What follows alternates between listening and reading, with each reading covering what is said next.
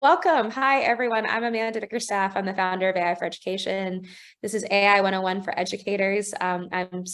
Rachel Arthur, my favorite person in AI, I think, is here with me today. She loves compliments, so everyone give her compliments today as a wonderful British professional. And we're just really excited to have you here for a 101, a deep dive into like what AI is, specifically generative AI, and how we can think about it in terms of our usage as educators. So sadly saying, it is a webinar because there's quite a few people here, but what I want to do is make sure you get involved. So use the Q&A and the chat functions to engage with us and your peers. So if everybody right now, I think we actually have some people that have been with us before that already know who we are, which is amazing. So Annabelle, and Paul, and people that I know quite well through this world, please say hello. Where are you from? What do you do? That's really great. It's a great way to engage with your peers. If Gary's here, he'll definitely share some not only jokes, but some good tips, but just really take this time to get to know each other. I see someone from Kuwait, which is awesome. But we also want you to prompt with us. So this is meant to be as like practical and interactive as possible. We're not here to just tell you everything about everything. We're here to actually do this with you. And so we'd love to have you join, whether you've used ChatGPT before or not. This is a safe space to try out. And we really want you to be here. And then share resources. So please share. If you have a great resource, share in the chat. Dan, who's behind the scenes, who I talk about, who is, I promise, a real person, is going to be sharing some resources in the chat. So make sure that if you have a really great one, please share it. We're all a community of educators, which makes us really special. So Annabelle's already like talking about get connected. Absolutely. Let's do it. Oh, someone from Hungary too. That's so great. So this is our AI Launchpad series. This is the 4th of 10th, Rachel. I can't believe this crazy little idea that I had. Well, let's just do a webinar and every Wednesday through summer, people will pay attention. And weirdly, it has worked out and it's been really exciting. So today we're going to talk about that 101.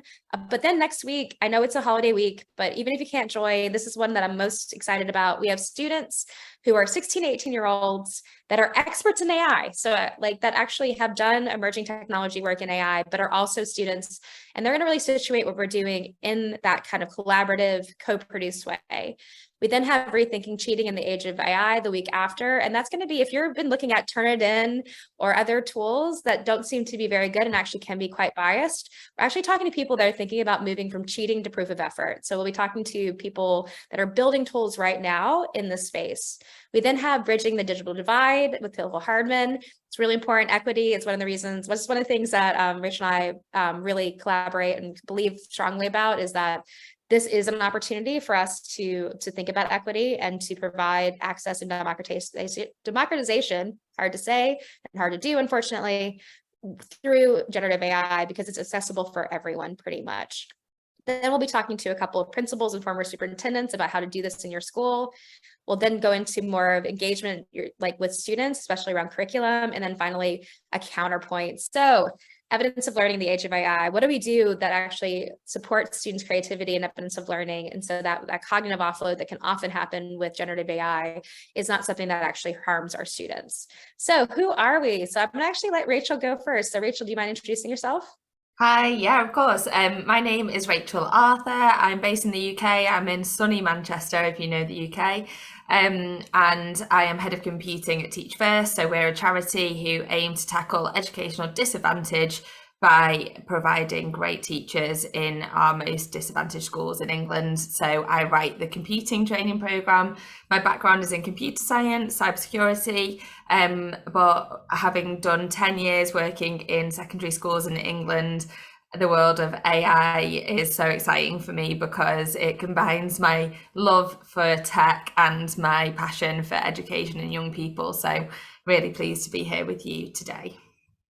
So I'm also a former teacher, and I didn't go through Teach for America. I went through the Teaching Fellows, but I'm just really excited to be here. As I said, I'm a former teacher. I've been a researcher, and most recently an ed tech CEO. So I've seen like every part of this world. If you know my origin story, I hated writing rubrics, and I used ChatGPT to not only write me a rubric, but format it as a table, and it did it well in 30 seconds, and I started a company. So here we are. It's probably the lamest origin story of any company, but it's a real one. And I think if you've been an educator or you are an educator or have done curriculum, you know the pain of that. So We're going to get started. So what we're doing today is we have our little activation activity. We have a 101, and then we have the good, the bad, and the ugly of AI, but we're really trying to do the middle, like the middle space. Like for Rachel and I, we want this to be super practical, but we also want you to understand both the things that AI does really well right now, but also the limitations. So we'll be doing that, and we'll go right to 1:45 or 6:45, depending on where you are. And then we'll kind of wrap up. And if you want to stay, we've had amazing people stay and do Q&A after. So we'll stay to the end of the hour, but we want to make sure that this is respectful of your time because we know that you're all busy. So myth or fact, this is our activation activity. And we always like to do something you could do with your students if you're a teacher, or even your staff if you're a nonprofit professional or a faculty. So we're actually using myths and facts. And if you're comfortable like getting involved, if you believe it's a myth or you believe it's a fact, put an M or F into the chat, and then we'll kind of go forward. So I'm actually going to have the first one, which is AI can think like humans. So if everybody can take 20 seconds to get in there. And I already see some variants, so I love it already. This is amazing. So just give everyone just a second more. Awesome. Yeah, awesome. Okay, I'm going to hand it over to Rachel, who's going to tell us the answer. So this is a really tricky one because we could argue over the semantics of what it means to be a human, but we only have 45 minutes tonight, so I won't take all of the evening explaining what I think it means to be human. But it's a myth because they can't actually think in the same ways as humans think. They can't show emotions and intelligence, but they are designed to think in the same way that humans think, in terms of decision making, logical processes, and those kinds of things, to put it very simply. So there's lots of misconceptions out there that they are going to become humans, that these robots are going to take over the world. If anyone's watched iRobot, there's lots of worries and concerns around that, but at the moment they can't think in exactly the same way that humans do. Is that a fair summary, Amanda? That's interesting. I like. And Gareth's like, humans are logical. Well, it depends who you're speaking to, and I think that proves the point, right? Absolutely. And someone said, still said not yet as well. And I think that, Gary's doing it in the voice of Captain Kirk, which we always enjoy. But I think that this is really about the idea of human-like, like mimicry over like actual, like creative, reactive, on the fly, being able to do everything and nothing all at the same time, which is what humans do. So I think that that's really what we're thinking about with this idea of it's human-like, but it is not human. The next one we have is AI development has reached its peak. Myth or fact? Give everybody a minute to do that. So I'm seeing some consistency on this one. I think we can go right ahead. So Rachel, you want to go ahead? Yeah, I agree with the chat. It is a myth. So we are at the very start of this world. It's a common misconception that AI has just come about. I think ChatGPT brought it to the forefront in the news in the UK. It was January, February this year that it became big topics of conversation. But it has been around for years, years and years and years. But where we are now is just the beginning of the next step of this revolution. And there's lots of quotes that say wonderful things about how we will be embarrassed looking back at the systems we're using now compared to what they'll be like even at the end of this year. So we've seen AI develop massively in the last few months. So it's just at the very beginning, I believe. Yeah, and the way I speak about it is it's the worst it will ever be. Generative AI is the worst it will ever be right now. And it's still pretty amazing. So I think that that's a really like bracing moment to understand just how quickly, but like how it will start to radically change the ways in which we think about skills, we think about work, we think about school. And so it's why it's so important that you guys are here with us today, because this is the underpinning that we need to have first before we can get to that place where we can talk about the creativity that needs to come next with AI in education. Okay, so AI is unbiased, M or F? Myth or fact? So let's see what people are thinking.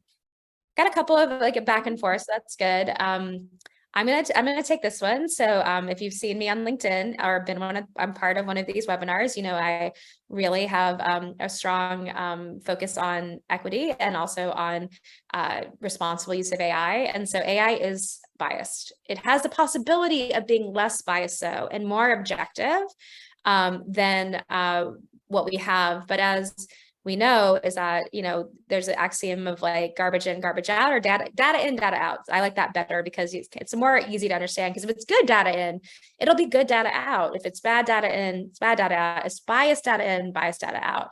And so, for example, you know, we've seen multiple examples of how AI is biased.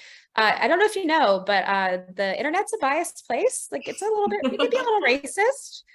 It could be a little misogynistic, or a lot. It's also biased a lot towards like Western, you know, sensibilities, where the big companies are and their focus, English language, et cetera. And so that's what it's been trained on. And we'll talk about that today, is that the idea of training. But I do have hopes, and I think this is our idea of like, we just talked about how can we change the idea of cautiously optimistic to responsibly optimistic. So in this case, I've seen and I'm seeing this opportunity to train and think about data differently, so that we do get a representative amount of data that can be really complex and more distributed. So we get to see how to help neurodivergent students, not as the small part, but the big part. And of course, right now, someone's doing the lawn, which is perfect. Hopefully you can still hear me, but then also taking away our own subjectivity. Rachel, I don't know if it was you taught for 10 years, but sometimes you might have gotten tired, or you were like, maybe a student didn't get along and you might have graded them slightly different. I don't know if you've ever experienced that. Yeah, I think it's so hard as a teacher. Like, you're not meant to have favorite pupils, and I would always blind mark my papers to make sure that I was trying. But then you recognize handwriting. It's really hard. And now when I observe trainees, we really encourage them to make sure they're questioning across the cross section of the class. They're not just picking on the same pupils or from the same background, or the pupils that they know will know the correct answers. So it's, you know, that bias isn't baked into us as humans, and it's baked, and therefore it's going to be baked into AI because it's, you know, built into everything that we do. But there are things that we can do to improve it. There are reporting mechanisms that can improve those systems, and we need to learn to be better. It's not good enough where it currently is. Oh, I love that. We need to be better. And that's it. Like, this is our opportunity to be better, which is really exciting. Our last one, and thank you all for being so amazing in the chat. So AI systems can understand and learn any task. So myth or fact? You can put that into the chat.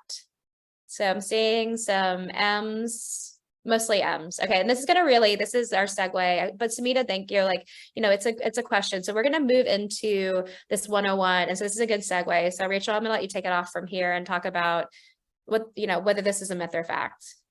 So right now, no. In the future, yes, I do believe that there's a possibility that they could learn to do the majority of tasks that humans do. But I think this is such an interesting question, because I believe in education, it's a tricky one, right? Could AI replace us as teachers? And I fundamentally disagree that it could, because the way I teach and in the schools that I've worked in, it's about relationships with your pupils, and ultimately we need to be brilliant at using these systems to enable us to do the best job possible and to take those admin tasks that we just don't have time to do. But relationships is what teaching is all about. It's about asking, you know, your pupil what score the football team got at the weekend, or what went on in the hockey match, or whatever they're interested in. And you can't train a system to do that. And even if you could, it wouldn't have the same genuine human connection that we generate in our classroom. So that's what education's about. The kids turn up for the teachers that they care about and feel that care about them. So we can train it to do things, but will it do it as well or as brilliantly as teachers can? Probably not. But hopefully what we can show you today is some things that you can get it to do, that means that you can spend more time doing fun things in your own personal life, but also developing those connections with your pupils that we know are so important. Absolutely. And when we think about this is in the terms of like technology, it's like general AI is what like Skynet is. And it was actually quite funny. I was at ISTE yesterday, and I think I saw Gary there. There might have been some other people on this list that were there. And I met some gentlemen who were in a booth, and they were joking that like the Skynet was going to be real, like, and that I was going to be the reason, which is quite funny. Like, two things, not going to be the reason. Also, I don't think Skynet's going to be real. But when we talk about general AI, that's when we can do everything. But when we talk about AI like today, it's generative AI or it's discriminative AI. There are types of AI that have certain algorithms and tasks they've been trained on that then are really good at doing something. So generative AI is going to be really good at giving you a human-like response. But if you ask it to do math, like I love the ChatGPT teacher group, and I think on Facebook, and I think quite a few people are from here on there. And they're always like, "Can I get it to do word count?" Like it never gives me a right word count. And we'll talk about why it can't. And that's actually, I think, a good segue to get started into like the deep dive. So I'm going to share this, like the kind of move over as we just get into this. So, and I love, okay, so as an American who was in Australia, who occasionally uses a U or a S instead of a Z. So we're going to have a very back and forth of American English and UK English. So you can see that, unfortunately, in my screenshot of this thing, it actually shows you the words that are. Yeah, sorry, that's my English slides and your American slides. You can spot them as we go through.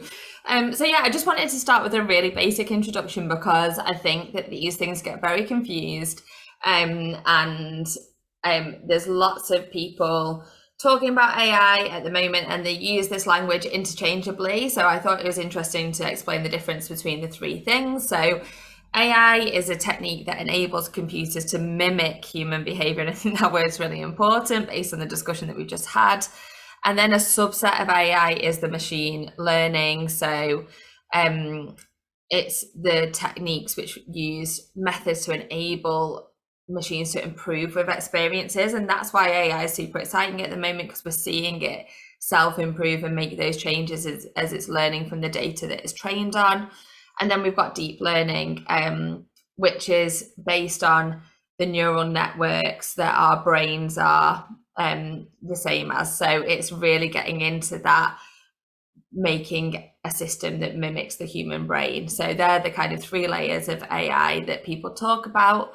And if we go to the next slide, generative AI, which Amanda was mentioning, is these AI systems that can produce things. So we're talking about any of these systems that can produce videos, audio, text, 3D models. There's so many different ones out there, so many different AI tools. I wrote a blog about it a while ago that just listed tons of the tools that are suitable for education, but all of these tools are creating different things that you can use. Obviously, we're going to use ChatGPT today, which is one of them, but there's lots of different tools that are out there.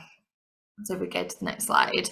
And then I just wanted to focus in on large language models. So these are becoming massive. They're massive systems. And there's lots and lots of different ones out there. You can see them measured in size, and they're getting bigger and better. So OpenAI is the company that own ChatGPT, and you can see some others listed on there. But over time, they're just getting bigger and bigger and bigger with the amount of data that they're trained on and the size of these systems. So I don't envy them having to pay for all that storage, but I think they'll be doing okay. So yeah, that's large language models. Maybe let's just like maybe just hold here just a second, because when we talk about like parameters, right? So ChatGPT 3.5 we do know is 1.75 or 175 billion parameters, and then ChatGPT 4 is going to be closer to trillions. Like, what do we mean by a parameter? Like, what is a parameter? Can you give me a definition and a couple of examples of how these models have been trained? So it's about the data that they're trained on. So I think we've actually got a slide on it in a couple of slides time, but which we can come back to. But it's about the amount of information that's been put into these systems that's trained them on how to respond to different things. So I think that's in very simple terms. But so for example, they are trained on anything from blog posts on the internet. I don't know where it is. There we go. Yeah, they're training data. So they're trained on books, anything that's publicly available on the internet. They're trained on blogs, articles, anything that's out there. But the problem with that is the data that's out there isn't always accurate. As we know, there's lots of different opinions out there on the internet. So the more data they're trained on, arguably, the better and stronger they become, but the more opportunity there is for bias to be embedded into them. Absolutely. And I think Reddit, okay, Reddit, the place on the internet where people are nicest, that is not true. It was a big part of training quite a few of these models because it's got so much people in anonymous fashions and it was considered to be more honest. But like it also is a place where I think the worst of us can be and the best of us. But we're going to actually just kind of move into like, more about the positive side of things. And so, for us, the reason why we're here is that, we want to be absolutely in the place in which we're focusing on the strengths of what could happen while being really, really thoughtful about the limitations. So there's a lot of great research for AI in education. And actually, Rachel's going to be doing a master's this summer or this next coming up. She's an insane person with a full-time job and family and everything, but she's still really focused on building that knowledge base for others as well. And so what we see is that there are quite a few places of research that's been positive effects on learning outcomes. And Rachel, do you want to talk about that study? Yeah, so it just showed that there was a correlation with the students that were using AI tools with the learning outcomes that they produce. So it was a study done in the US. I can provide links to it. I think it's in the slide deck anyway.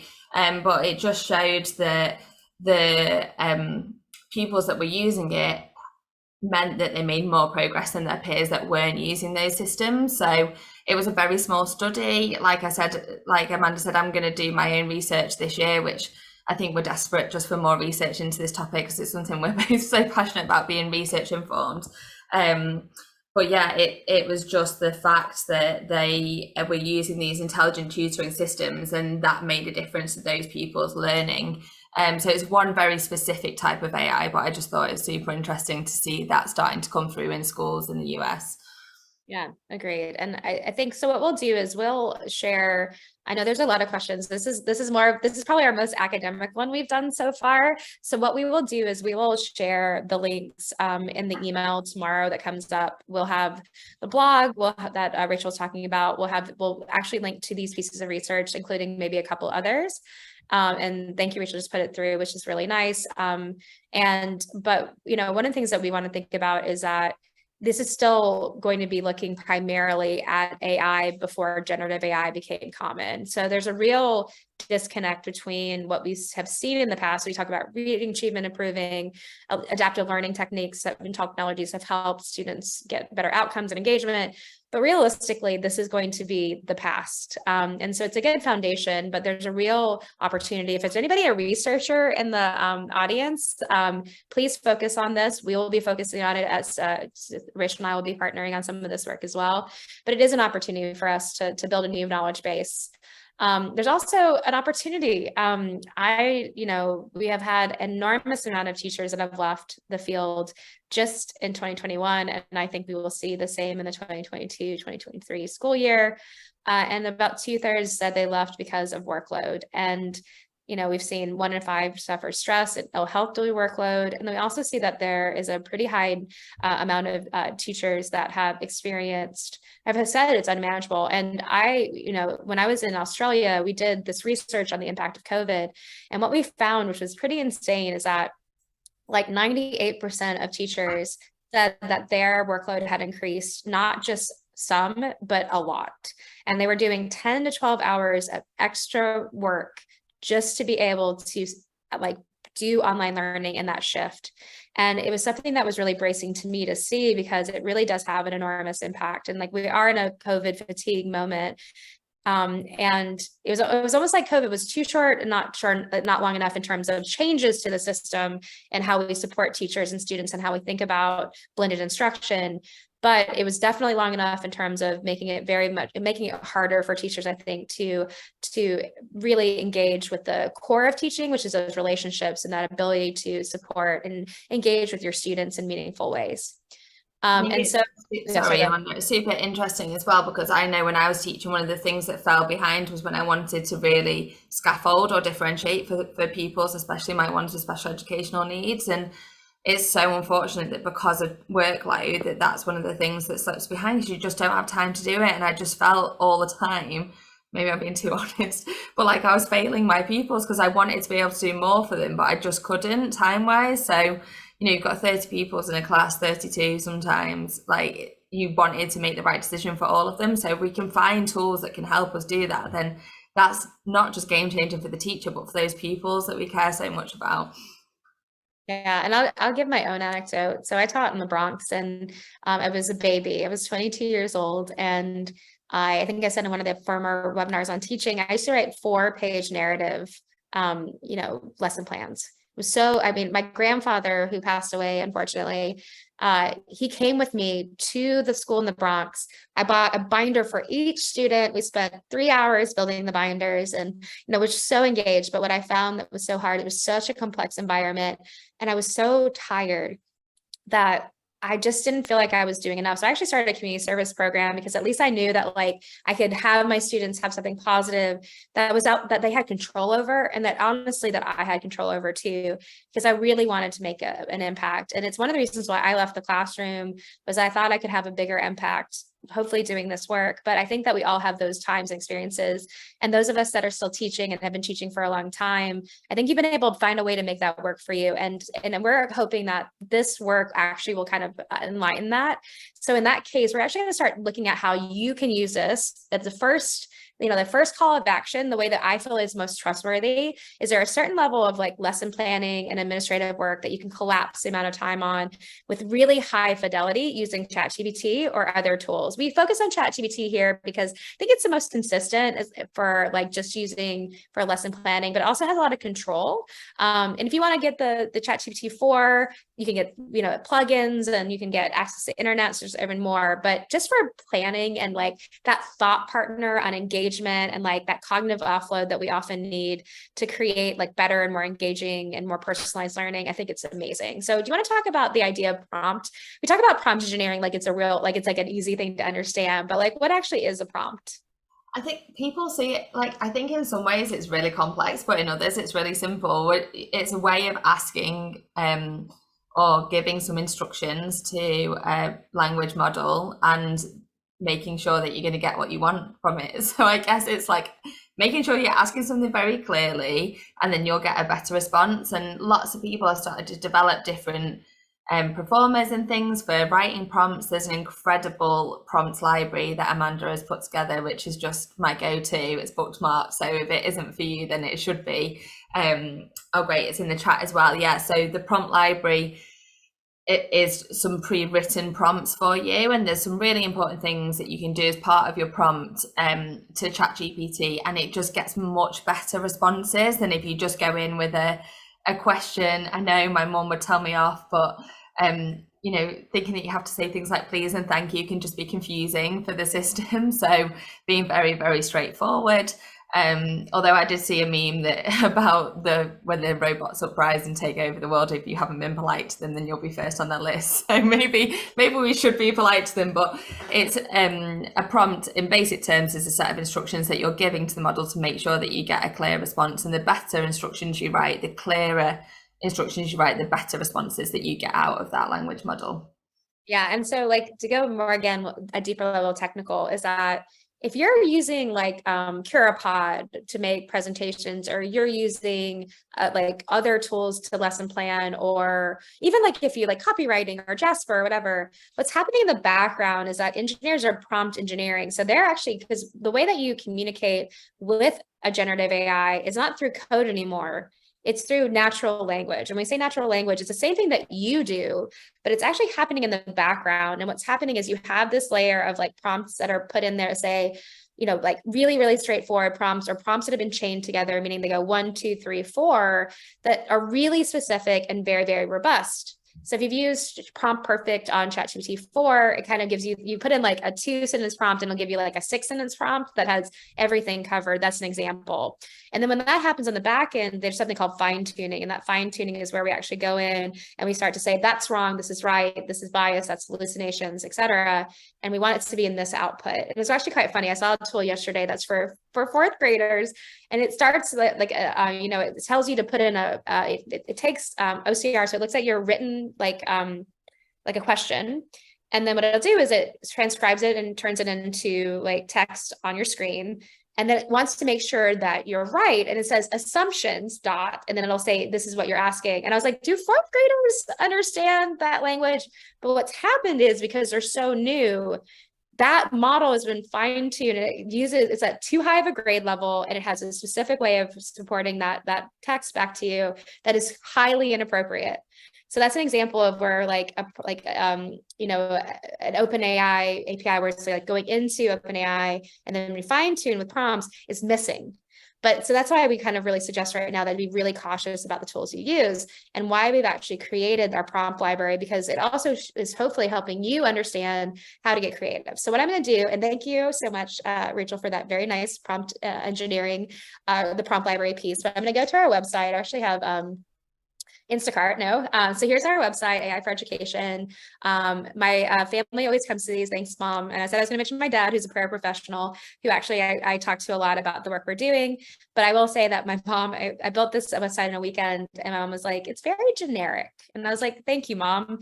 Thank you for also, but I was like, so glad it just looked like a website. So I actually took it as a positive, but also you need your family and you need your people around you to kind of keep you focused and grounded. But so we have here our prompt library, and there are a bunch, and we're keeping adding. In fact, we'll be adding some STEM prompts this week.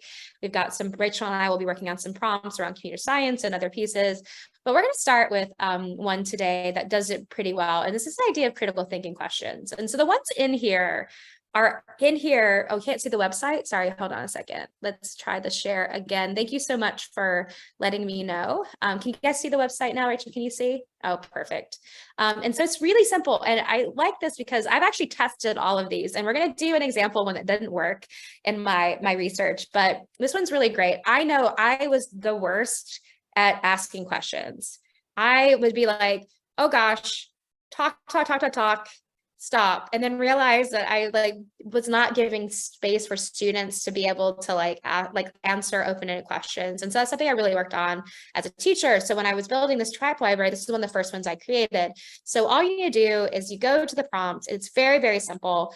So you're a master educator and instructional designer. And the reason why I say that is because I'm priming the prompt. I'm telling it how to respond to me. And the more specific I am by priming, the better the output can be. And so there's lots of ways to do this, but I like to do it this way very simply because it sets the scene, but it doesn't over engineer it. You then can create a list of a number of open-ended critical thinking questions, and it has to be open-ended because we know that critical thinking questions are not closed-ended, and we want it in this topic, subject, and grade. So I'm going to actually ask the audience. Hello, audience. Sorry I can't see you, but can someone give me a topic, subject, and grade? Oh, and yeah, Gary, absolutely. You're an instructional designer using UDL. We talked about last week, the Bucks Institute, PBL. You can get hyper specific, but can someone give me an example of something that you're working on right now or your class where you have, you'd like to create some critical thinking questions? So a topic, subject, and grade. Can someone throw that into the chat? If not, I'm going to ask, oh, there we go. 7th grade science evolution. I was a science teacher, and so I appreciate it. So thank you, Sandy. So we're going to go, all I'm going to do is I'm going to cut and paste this into my ChatGPT. I can find it. There we go. So I pay for ChatGPT 4. And if you've not seen it before, what it does is it has the ability to browse the thing and plugins.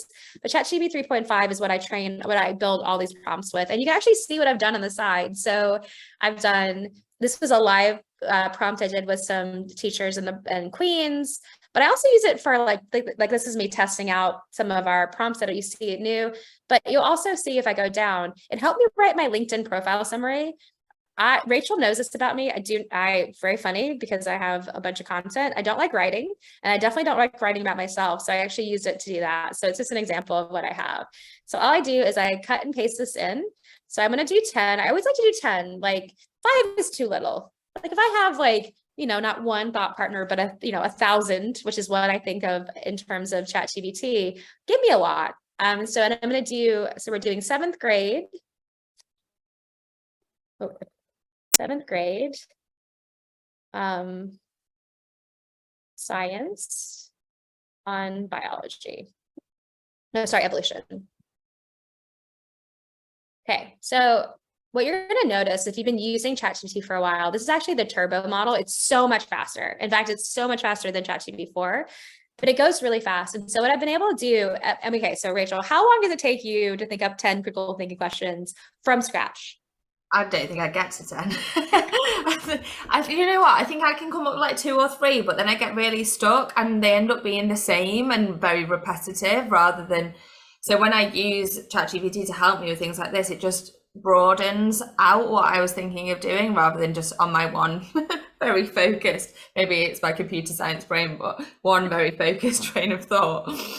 Yeah, so I agree. Like, what, it's kind of funny. You're like, oh, I've got 3 good ones, and then I've got like 3 not great ones, and then 3 that are pretty bad. And then so sometimes I'll just do the ones that are pretty bad because I get like, I'm reactive in the time, especially as like a new teacher. But what we can see here, so this is like the models are underpinning. It's 3.5 turbo. It's just a lot faster. And actually, the next iteration, I don't know if it's out yet, it's 32,000, which is going to have more ability to store. So just some ease and things to know about ChatGPT is that it remembers you within the chat. So this is a chat, right? So it'll remember me in this chat, but it can only absorb so much content before it starts getting tired or starts like degrading. One of the big difference between ChatGPT 3.5 and 4 is the amount of content it can do. So they're really working on improving the free version. So here what we see is how to explain the diversity of life on Earth. Can you think of examples? What are the main pieces of evidence? Oh, man, evidence? Yeah, that does it. If you're into pedagogy, that's a good one. How does the process of adaptation contribute to the survival of a species? Can you provide the specific examples? Do you think evolution and religion are compatible? Oh, goodness, man, we're going right to the meat of it. But this is something that's really great. And I can ask it to do more. I can ask it to do less. Like it can take one. And one of the things I really like about our prompt library is that I have a get creative down here. So you can ask it to show you what the Bloom's taxonomy for every question is.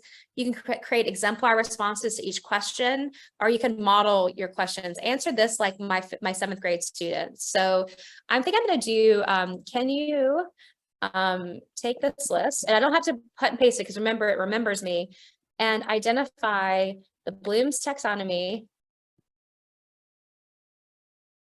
level of each question and provide one student exemplar answer of a student that is on level, just proficient. I'll say is proficient on the subject. And Amanda, there's been a question in the chat about using it for English lessons, for English language lessons or English literature lessons. And there's so many ways, isn't there? Like using it for different reading ages is a really good example. Yeah, absolutely. That's great. And I saw something around, we have some higher ed people here too. You can scale this up and down. And so, but what's really nice is what I've seen is now I have the levels, right? And so, how does the theory of evolution, the level, and then example student answer. So if you are working with students to model this, and I think that this is interesting, Gary's actually saying that asking questions is really important. And so, it's absolutely a conversation you should have, but also what you can do is you can use this to model a good question and then ask students to do the same thing based on this. So you can ask it for 2 and the students have to do the next 3 to build a set of 5. And they have to provide an exemplar. They have to provide what they think the level is. But this is an example of like showing them how to do it, situating it within the pedagogy, model it, and then have them do it. Because this is the thing, like it'd be hard we talked about for us to do it, but if you give students a head start, if you give teachers a head start, how much more can we do if it's done in a meaningful, pedagogically sound way? And so Ash is asking a question, which is great. Ash is asking about, do you find that the questions are generated at the expected level of the grade of students you're targeting? That's a really good question. I would say it's moderately good at that. I think it degrades at much younger students, and it has trouble differentiating through like higher education and high school. And so like it doesn't do such a great thing. And so Robin, you're saying this is 11th grade. Yeah. So what I would say is, but what I can do is say, these exemplars are too advanced. Try again with less complex language and modeled off of a 7th grade reading proficiency. And this is about like being specific. This is a refinement thing. So April was saying, so there we go. Example There we go. Over a long time, living things change and develop new traits. Like it has absolutely brought it down a level. And so this is where I think what we do is like, you keep working, but again, how much faster is this? And you would probably, I would say I would probably never do this where I sat down, labeled it, identified it, and provided a student example. So this is the idea. This is the power. This is the power. I talked to this wonderful, wonderful assistant principal yesterday who's in Columbus. And I'm like, I'm going to change your life. And I showed her how to use the lesson hooks prompt. And what happened is she was like, man, like, this is great, but build me a PD for 60 minutes on PBIS awards. And I did it. And she's like, I'm done. This is great. Like, where sign me up, show me how to do this. But these are the moments that can be really crystallizing on the power of this. But we still have some time left to talk about the other side. Because remember, we talked about this is going to be the good, the bad, and the ugly. So it can help you with lesson planning, marking, report writing, creating resources, checking, correcting work, like programming. You want to talk a little bit about that before we go ahead? I mean, the geek in me just can't help myself. But yeah, so I used to teach programming, we used to teach Python, and it can create example bits of code, it can correct code, it can tell people's, it can debug and tell people's where the bugs are and what they've got wrong and what they need to do to correct it. I'm going to write some stuff for Amanda's prompt library on that for any CompSci educators here. But yeah, there's so many opportunities with it. Oh, and so there's so much. I get nerdy too. This is why Rachel and I vibe is like, could we be nerdier? Yes, together. But hopefully in a meaningful way. But this is the place. This is the good, the bad, and the ugly, right? We've shown you the good, right? We talked a little bit about bias, but like, what do you really need to think about before you dive in? Yeah, so there's obviously copyright issues because this is data that's been collected from many sources, like we said at the beginning. So they aren't cited, they aren't referenced. Google Bard is slightly better at the referencing side of it, but still not 100% accurate. So we just need to be aware that anything that you're taking from ChatGPT may be subject to copyright that's not been cited there. So you have to be careful with what you're using it for and where you're publishing it. Please be careful because the Data Protection Act, with any people data that you're putting in, student information that you're putting into any system, please check with your school first. Don't ask it to tell you about pupil name and surname and write a report for them. You could do it anonymously, but not with the pupil information in there. Obviously, there's the GDPR, which is the exact same thing I've just been talking about. And then age restrictions. This is a super interesting one because lots of educators are looking at using these tools in the classroom, but there are age restrictions. So in some places it says 18, some places it says 13. So if you are going to start to use these tools in the classroom with your pupils, make sure your school has got a policy in place, parental permissions or whatever it is, depending on which country in the world you're in, you need to do. So just check those things first before you dive headfirst into this world.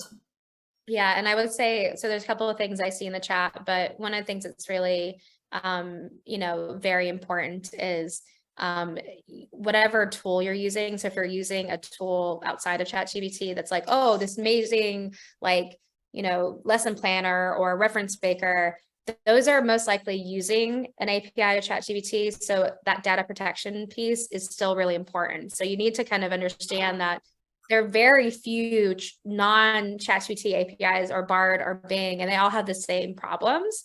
And so even if you think, oh, but it's an education tool, not at this stage. We're 8 to 12 months out before we start to see real advancement and education specific tools that take into privacy. And I see a couple of things that are really, really important in the chat. One is this idea of don't set it off as yourself. I just showed you guys how I used it. I am really open about how I use ChatGPT in my own work. I think it's really important to cite. And I'm actually suggesting to the schools I work with that they have one common policy about how you work with ChatGPT, and that it includes that teachers cite ChatGPT as students cite ChatGPT. To Annabal's point, trust, check, and verify. It's not just students that need to do that, it's teachers as well. And we're going to show you why in just a moment. And we're already at 1:45 or 6:45. So I know if some people have to leave, that's okay. We'll share the recording tomorrow, but I think we just got a really rich discussion going because we're kind of doing Q&A as we go. But if you do have to go, we totally understand. But those of you who can stay with us, please do. But here is this is the ugly, this is the bad. What is a hallucination, Rachel?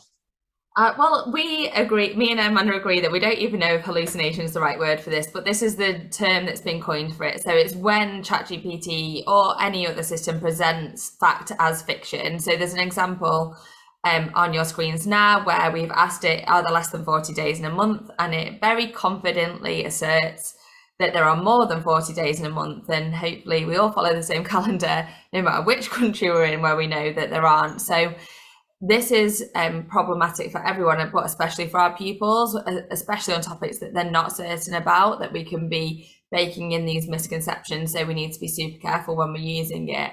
And before you use anything in the classroom that you've put through any of these systems, that you check it first, because you are the expert in your subject area. So don't lose that subject expertise. You're the expert, so you just check it before you post it, like you would anything that you find on the internet.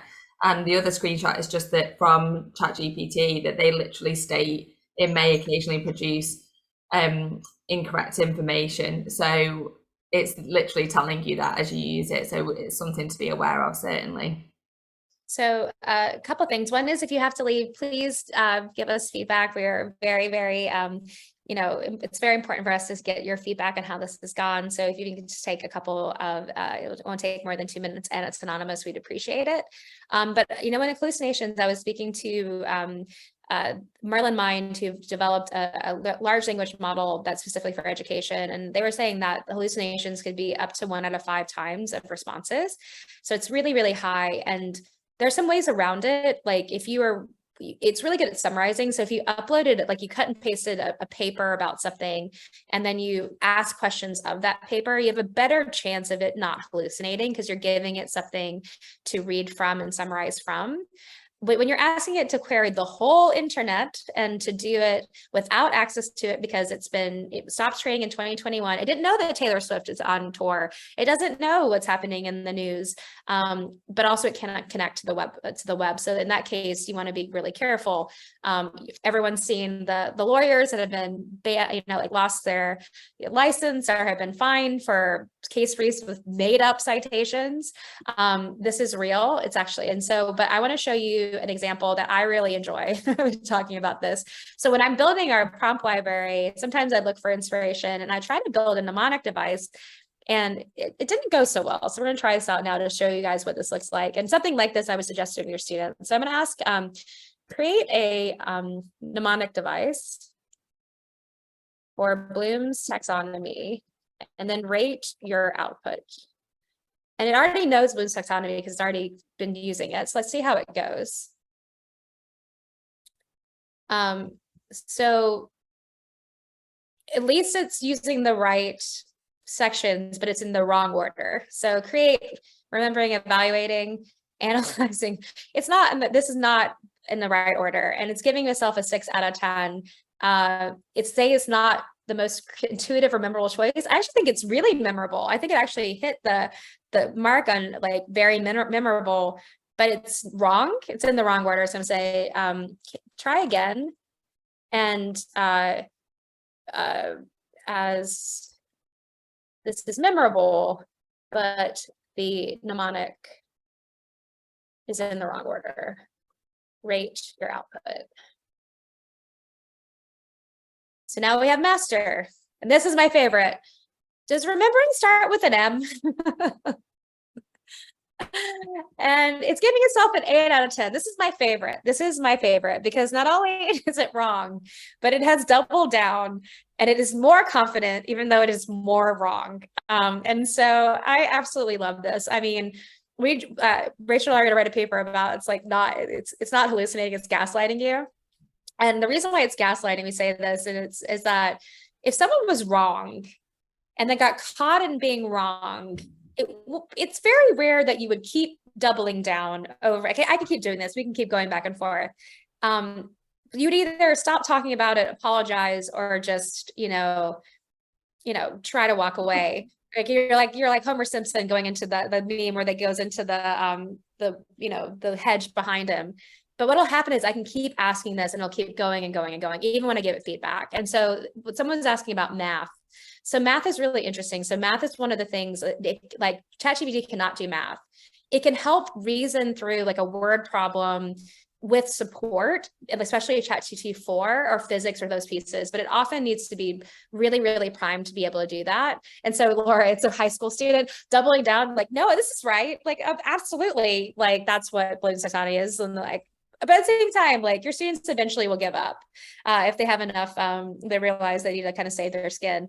ChatGPT is great. It will not get bored. It doesn't get impatient, but it also continues to be wrong. So that's something to consider when you think about the kind of good, the bad, and the ugly, is that, but there are things like this, like mnemonic devices, acrostics, asking to do a word count, and it'll get it wrong every time because it's not general AI, it's generative AI. And so it's predicting what you think is going to happen. So like if it does get the math right, it's because it's seen that math equation a lot, right? In the training data, 2 + 2 = 4. It's seen that millions of billions of times. So it can get that right. But if you ask it to do the square root of 755 minus 2 + x, whatever, that's going to be much, much more difficult.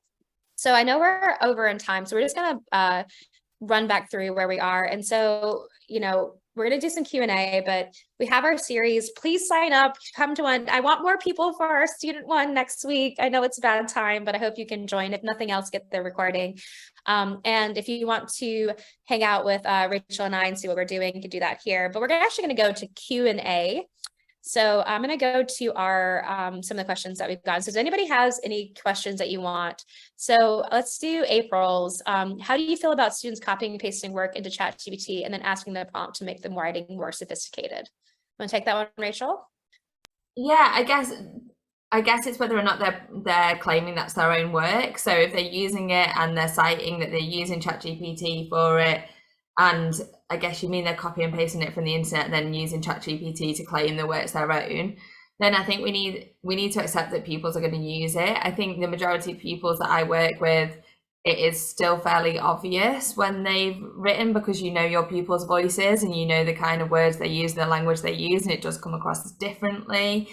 But it is a risk, and I think it's about having honest conversations with your pupils about when you want them to use it and when you don't want them to use it, so you've got an accurate picture of their progress. Like, let's not pretend that this doesn't exist. It does. It's a tool. We should use it where it's appropriate.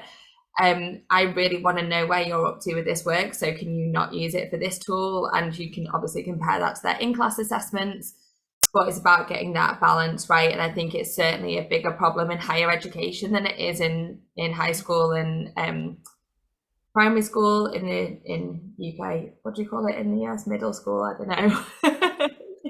But I think it's good in the UK. No, yeah. I think also with that common policy, you know, there's an idea of like, these are the types of assignments that will be coded using it, like this is the appropriate use of ChatGPT in this piece. And so it's not meaning to be overly complicated, but it can say like, you know, there are really important pieces, but you're going to have to answer why it's important for a student to be able to write a 5-paragraph essay. And if there's not a really good answer, and why can't I use it to make my writing more sophisticated or to change it, and I'm able to prompt to get there, then that's a really big question as to what we're asking students to do. And I think that one of the things you'll find though is that ChatGPT is kind of like, it builds it toward the middle unless you give it very precise instructions or have it learn your style. And that style will be pretty like bland, you know, could be like overly like, you know, jazz handy, where it's like some exclamation points and a lot of flowery language. And so it's kind of easy to see, but like to have students actually go backwards, where instead of they try to get their own content more sophisticated, maybe have them start and look at a piece of ChatGPT writing and then make it better, add evidence, create better style, give it some oomph, right? And that's another place too, especially when you're like learning those, like, and modeling those early stages of writing. That's so that what was people saying that, yeah, it's their own work. So they're not stealing work, it's their own work, but they just want to improve it. So I think that's the point, isn't it? That they just need to, like you said, learn from what they're getting back out of it, looking at the sentence structures and things. It's not just a case of using it as a copy editor. But there's a fine line, right? Because lots of people use Grammarly now, lots of people spell check in Word. Would you allow your pupils to spell check their work? Would you allow them to submit work that's been through Grammarly or one of the similar apps that proofreads for you? So where's the line? And I think that's for you to draw in an honest conversation with your pupils about what they're using. Yeah, and I think that that's really good. And I'm just gonna, like Gary said something about, you can create like a style guide, but you still have to have a style before you have a style guide. And so that's a really great thing to do. And actually, style guides are huge for like business and work and industry. You create style guides of look, feel, tone, worked examples. Like that's something that happens all the time, is a real world example of a skill that isn't going to go away, I don't think, anytime soon. We have a couple more minutes, so let's do you have any infographics or documents how to guide the ChatGPT conversation with students? Actually, we're working on some curriculum right now, and so that's pretty great. And so it's kind of bringing you through and actually having students learn how to like actually talk to, like actually interview ChatGPT around these questions themselves, because they co-produce the next steps. So we already have our first lesson, and the next lesson is around, does generative AI compute or think? What we talked about today at the very beginning. As far as another good question, how can ChatGPT help us in data, pupil progress, and assessments? Big questions. That's from Zara. Yeah, like it's difficult at the moment because I would not recommend putting any pupil data into ChatGPT. And all that data that you would want it to analyze is sensitive. So it's really difficult. I guess if you could anonymize it, like calling them pupil 1 to like 1, 2, 3, 4, then potentially, but it still makes me feel a little bit uncomfortable. But certainly when it makes the leaps that Amanda was talking about earlier, with us knowing that the data is protected, that it's entered into it, it's got huge potential for that. I used to be in charge of data analysis in the school, so for me it's really exciting.